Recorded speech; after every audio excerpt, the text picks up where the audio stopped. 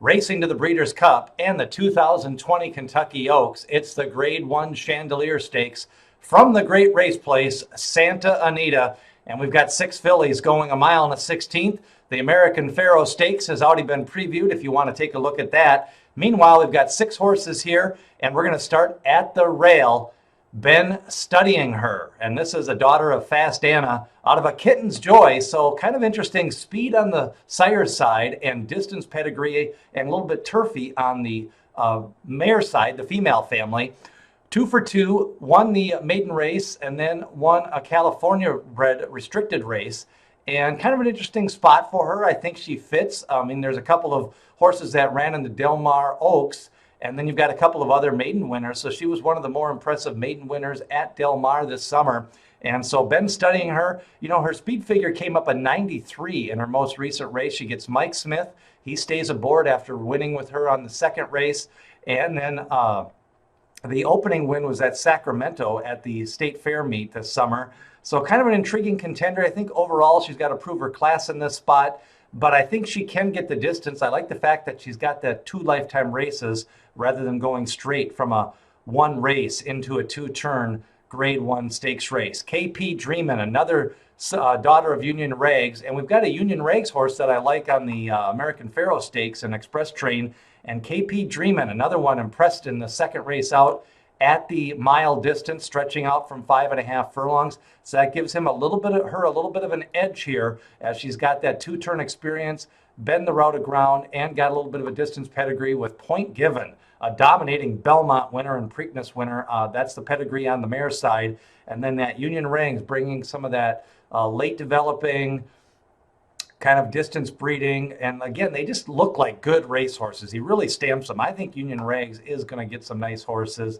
Doesn't have the big full crops as some of the other horses have, but he's had a few winners that have impressed me in the last couple of years. So KP Dreamin, definitely one of my top 2 contenders. Comical was 25-1 and lost to Bast in her most recent race. Nice victory at Saratoga in her second lifetime race, but she's another one who may have won early and now seems to be regressing. She's going to have to reverse form, and as a daughter of Into Mischief out of a Tis Now mare, I like the Into Mischief to win early, but I don't like them to stretch out. And then Tis Now, that's some good distance breeding and late developing breeding, but Comical just seems to be going the wrong way. You know, shipping when they're that young like that really takes a lot out of a horse, especially when they ship and then ship back and then run. So I'm not sure why you can make the case for her improving here. I think some of the other horses would have to regress. Now we get to the favorite and my selection in this race, Bast. She won the Del Mar Oaks by debutante by 6 lengths and just dominated that race. The daughter of Uncle Mo. I like the fact she was born in January. $500,000 purchase, which isn't bad for an Uncle Mo, and she really looked like a racehorse in that last race. Just came up, cruised up from that 4th speed, tracked the speed, gets John Velasquez in the irons here, a switch of jocks from Drayden Van Dyke, and I see no reason why Bast is not going to love the extra mile and the 16th distance, not going to like the stretch out, and a lot of times a horse really improves in that 3rd lifetime start, especially when it's the first time routing. That's one of the most 2 powerful factors I like in young horses. 3rd lifetime race, and then if it's the 3rd lifetime race and it happens also to be the first route race. So that sprint route is a lot of time a powerful factor. 91 speed figure, a Brisnet speed figure in her debut, 88 in her second lifetime race. Now she stretches out. The daughter of Uncle Mo, Bast, if she wins this race, she probably will be the Breeders' Cup Juvenile Fillies favorite. Meanwhile, Buyer's Remorse, Liam's Map, he's had a couple of nice winners. Finished second in a maiden race, now stretches out.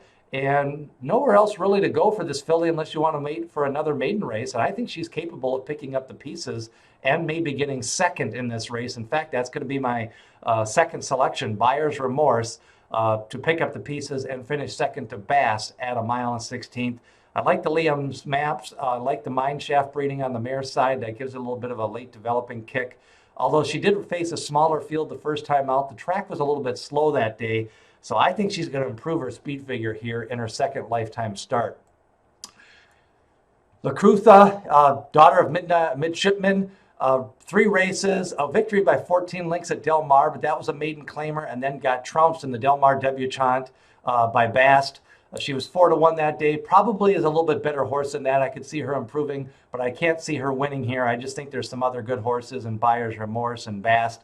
So Lakutha, can she maybe pick up second in this race? I guess that's the ceiling for her. I think you may want to take a good look at the rail horse and Ben studying her, and then KP Dreamin, also a horse to consider in your multi-race exotics. But I'm going with Bast, the daughter of Uncle Mo, to win the Chandelier Stakes from the Great Race Place. Don't forget, we've got the American Pharoah preview. We're going to lead you all the way up to the Kentucky Oaks and the Breeders' Cup. We've got a look back at the Pennsylvania Derby. Hit subscribe. We're trying to get up to 200 subscribers before the weekend here, and then lead our way up to 1,000 subscribers by the Breeders' Cup. So hit subscribe and then ring that bell for notifications as we get all the race previews. We'll also have a look at the Jockey Club Gold Cup. But Will, who do you like in the Chandelier Stakes? Do you like Bast or do you like somebody else? Leave your comment below, share this video, and subscribe as we lead you to the Kentucky Oaks 2020.